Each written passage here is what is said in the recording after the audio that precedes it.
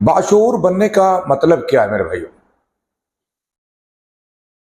ممیز یا متمیز بننے کا مطلب کیا ہے؟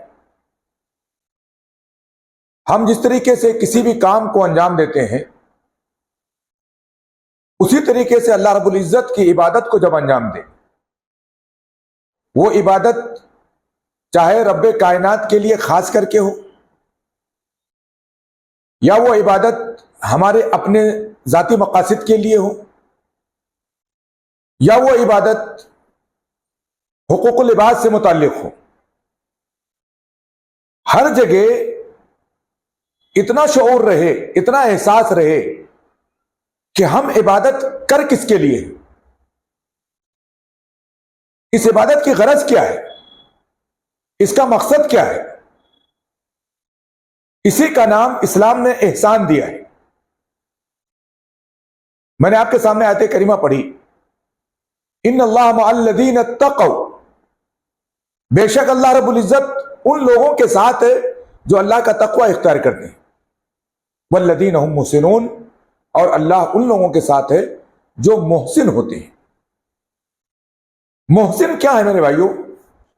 اللہ کے رسول صلی اللہ علیہ وسلم کی اگر آپ حدیث سنے ہوں گے، جس کو حدیث جبریل کہا جاتا ہے، صحیح بخاری میں بھی ہے، صحیح مسلم میں بھی ہے، حدیث جبریل کہا جاتا ہے، جس میں حضرت جبریل علیہ السلام اللہ کے رسول کے پاس انسانی شکل میں آئے اور آپ سے اسلام کے بارے میں، ایمان کے بارے میں، احسان کے بارے میں، قیامت کی علامات کے بارے میں سوالات کیے۔ جب جبریل امین چلے گئے تو اللہ کے رسول صلی اللہ علیہ وسلم نے کہا، جانتے ہو یہ کون تھا؟ یہ جبریل تھے جو تمہارے پاس تم کو تمہارا دین سکھانے آئے تھے۔ اسی میں ایک سوال کیا، اسلام اور ایمان کے سوال کے بعد، مل احسان، احسان کیا ہے؟ قال ان تعبد اللہ کأنک تراہ، تم اللہ کی عبادت ایسی کرو گویا کہ اللہ کو دیکھ رہے ہو، اللہ کو دیکھ رہے ہو۔ فإن لم تکن تراہ، اگر تم یہ احساس نہ کر سکو کہ تم اللہ کو دیکھ رہے ہو، فإنہ یراک، تو اتنا تو احساس رہے کہ اللہ تم کو دیکھ رہا ہے۔ یہ احساس رہے کہ اللہ کیا کر رہا ہے؟ تم کو دیکھ رہا ہے۔ یہ احساس میرے بھائیوں، یہی شعور بیدار کرتا ہے، ہمیں باشعور بناتا ہے اپنی عبادت میں مخلص ہونے کے لیے۔ ایک بندہ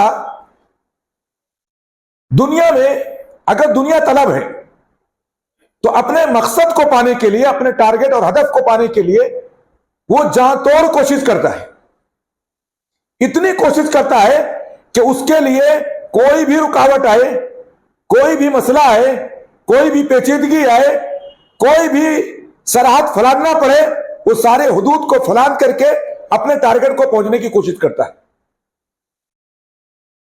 کبھی ٹارگٹ کو پاتا ہے، کبھی نہیں پاتا ہے، ہدف کو پہنچتا ہے، کبھی نہیں پہنچتا ہے، لیکن اس کے اندر مخلص ہوتا ہے۔ اس کے اندر کیا ہوتا ہے؟ وہ مخلص ہوتا ہے۔